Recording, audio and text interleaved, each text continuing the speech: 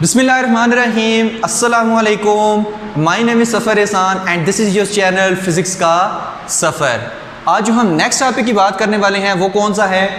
Electric field as potential gradient. लेकिन इस video को शुरू करने से पहले कुछ इंपॉर्टेंट बातें।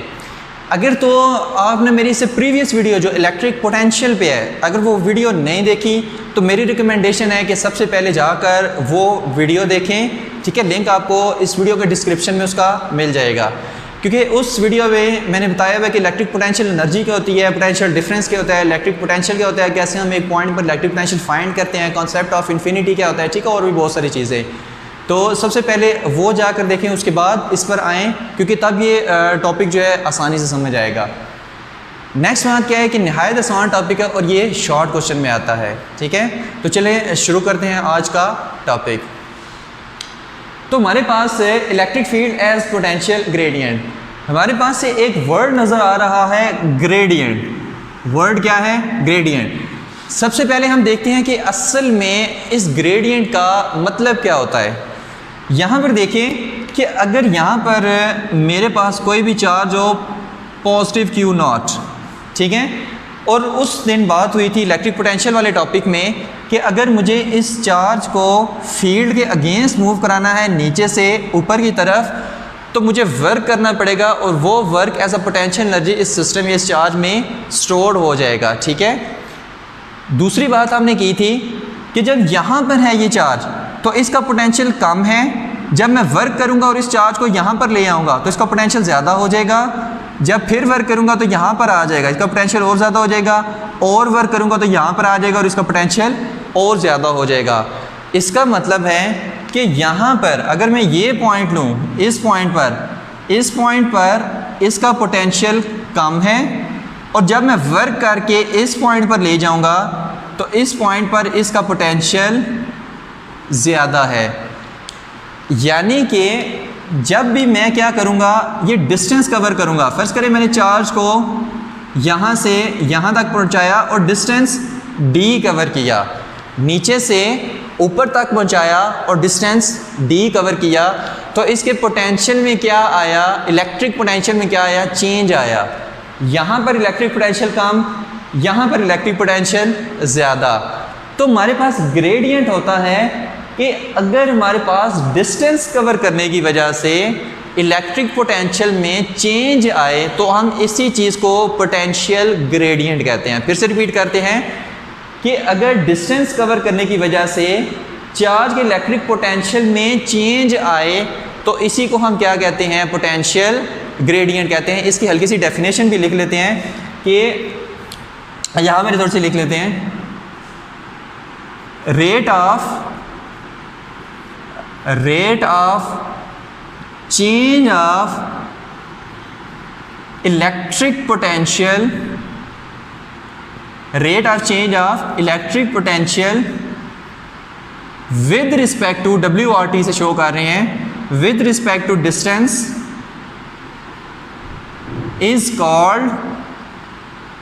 is called potential gradient। It's called potential gradient कि अगर डिस्टेंस कवर करने में की वजह से इलेक्ट्रिक पोटेंशियल में चेंज आए तो इसी को हम क्या कहते हैं, पोटेंशियल ग्रेडियंट।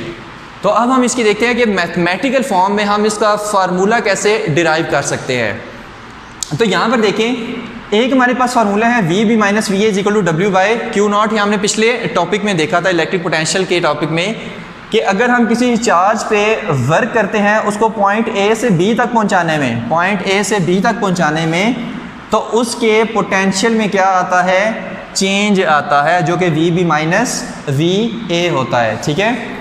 अब यहाँ पर देखें, अगर मैं इस वर्क की वैल्यू फाइंड कर लूँगा तो मेरे पास पोटेंशियल ग्रेडियंट की वैल्यू निकल आएगी। सिर्फ इस वर्क की वैल्यू फाइंड करनी है। यहाँ पर देखिए हमारे पास W क्या होता है, W A से B तक हम जा रहे हैं, is equal to F dot D, ठीक है। फार्मूला हम वर्क डन का पढ़ चुके हैं, F डॉट D होता है।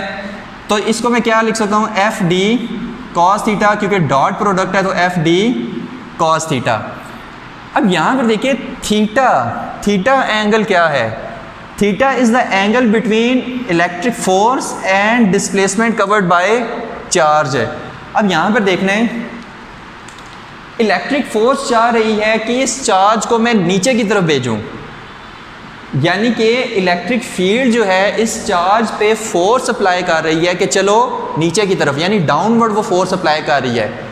और मैं इसका डिस्टेंस किस तरफ कवर कर रहा हूँ? अपवर्ड। इस चार्ज का डिस्टेंस किस तरफ कवर कर रहा हूँ? अपवर्ड। यानी कि डिस्टेंस अपवर्ड और इलेक्ट्रिक फील्ड या इलेक्ट्रिक फोर्स डाउनवर्ड, तो हमारे पास दोनों के दरमियान एंगल कितना बन रहा है? 180 डिग्री का। तो यहाँ पर हम क्या पुट करेंगे? Is equal to F D cos 180 degree, और हमें पता है कॉस 180 -1 होता है, तो आंसर आएगा -FD, यानी W is equal to -FD। ठीक है। अब चूँकि ये हमारे पास क्या है, वो इलेक्ट्रिक फील्ड की फोर्स है जो हमारे पास वो चार्ज पे लगा रही है कि चलो नीचे, तो फर्स्ट चैप्टर के यानी इसी चैप्टर के सेकंड टॉपिक में फील्ड ऑफ फोर्सेस में हम पढ़ चुके हैं कि ये फोर्स का फार्मूला हमारे पास क्या होता है? F is equal to Q0 E। ठीक है, कि जो इलेक्ट्रिक फील्ड फोर्स लगा रही है चार्ज पे, वो क्या हमारे पास होता है? F is equal to Q0 E। कुछ भी नहीं करेंगे, सिर्फ इस फोर्स के फार्मूले को उठा कर यहाँ पर हमने पुट कर देना है। तो आंसर क्या आएगा कि W इज इक्वल टू ये वाला फार्मूला इधर, तो -Q0 E इंटू डी। इसको इक्वेशन 1 का नाम दे लें, इसको इक्वेशन 2 का नाम दे लें। लास्ट में हमने क्या करना है कि पुट इक्वेशन 2 इन 1, क्योंकि हम वर्क डन की वैल्यू फाइंड कर रहे थे। अब वैल्यू फाइंड होगी, अब हम इसको जस्ट इसमें पुट कर देंगे, तो क्या आ जाएगा? VB minus VA is equal to -Q0 E D divided by Q0। अब क्या होगा? Q0 से काट जाएगा। ठीक है, तो VB माइनस VA, क्योंकि ये चेंज इन इलेक्ट्रिक पोटेंशियल है, तो मैं इसको डेल्टा V लिख सकता हूँ, is equal to -ED is equal to -ED। तो change in potential, change in electric potential हमारे पास क्या आया है? -ED आया है। अब नेक्स्ट हम क्या कर लेंगे, इसको थोड़ा सा रेस कर देते हैं। अब इसको मैं लिख सकता हूं कि E is equal to -ΔV/D। ठीक है, E is equal to D जाके यहाँ पर डिवाइड हो गया, तो माइनस से हमने मल्टीप्लाई जब किया दोनों साइड्स को, तो नेगेटिव इधर आ गया, तो E is equal to -ΔV/D आएगा।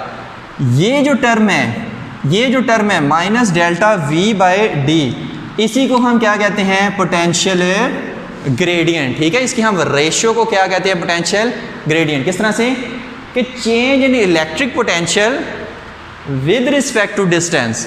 ठीक है, अगर चेंज इन इलेक्ट्रिक पोटेंशियल हो विद रिस्पेक्ट टू डिस्टेंस, तो इसी को हम क्या कहते हैं? पोटेंशियल ग्रेडियंट कहते हैं। अब नेक्स्ट बात, इसमें जो लास्ट बात रह गई वो क्या है कि यहाँ पर हम एक और इसका फार्मूला बनाते हैं, E is equal to -ΔV/ΔR। अब ये क्या कहानी हुई, यानी कि D की जगह, D डिस्टेंस है ना, तो मैंने उसकी जगह ΔR पुट कर दिया। ΔR भी क्या है? डिस्टेंस ही है। ठीक है, लेकिन हमने ये क्यों लगाया है वो चीज़ देखते हैं। अब देखें कि अगर ये प्लेट्स जो है, ये प्लेट्स में बहुत ज़्यादा करीब रख दूँ, मतलब ये नेगेटिव प्लेट को उठा के मैं यहाँ पर ले आऊँ, तो इन दोनों के दरमियान डिस्टेंस कितना ज़्यादा कम हो जाएगा। तो अगर डिस्टेंस दो प्लेट्स के दरमियान बहुत ज़्यादा कम हो जाए, तो हम D की बजाय ΔR रखते हैं, और अगर डिस्टेंस बहुत ज़्यादा कम है, मतलब यहाँ पे इतना ज़्यादा करीब हम उसको ले आए हैं, तो इनके दरमियान जो इलेक्ट्रिक इंटेंसिटी होगी वो कांस्टेंट हो जाएगी। मतलब अब तो यहाँ पर ज़्यादा, यहाँ पर कम, यहाँ पर कम, यहाँ पर कम, लेकिन जब हम उसको बहुत ज़्यादा करीब ले आएंगे तो वो कांस्टेंट हो जाएगी। और उसके लिए फिर हम फार्मूला लगाते हैं, E is equal to -ΔV/ΔR के change in electric potential with respect to distance is called potential gradient. ठीक है, बहुत ज़्यादा स्मॉल डिस्टेंस के लिए ये फार्मूला है। तो ये टर्म ही हमारे पास क्या है? Potential gradient. ठीक है, अब लास्ट इसमें जो बात आती है कि ये नेगेटिव साइन क्या शो कर रहा है। ठीक है, नेगेटिव साइन ये शो कर रहा है कि इलेक्ट्रिक फील्ड की डायरेक्शन डिक्रीजिंग पोटेंशियल की तरफ है। यानी इलेक्ट्रिक फील्ड की डायरेक्शन किस तरफ है? डाउनवर्ड। और जो हमारे पास इलेक्ट्रिक पोटेंशियल है वो डाउनवर्ड क्या हो रहा है? डिक्रीज हो रहा है। यहाँ पर इलेक्ट्रिक पोटेंशियल सबसे ज़्यादा, यहाँ पर कम, यहाँ पर कम, यहाँ पर कम, यहाँ पर उससे सबसे कम। ठीक है, यानी कि इलेक्ट्रिक फील्ड की डायरेक्शन में इलेक्ट्रिक पोटेंशियल क्या है? डिक्रीजिंग ऑर्डर में है। तो इस वजह से यहाँ पर क्या आया? नेगेटिव साइन आया। तो E is equal to minus del V by del R. ठीक है, तो ये था हमारा आज का टॉपिक है electric field as potential grading. Thank you very much.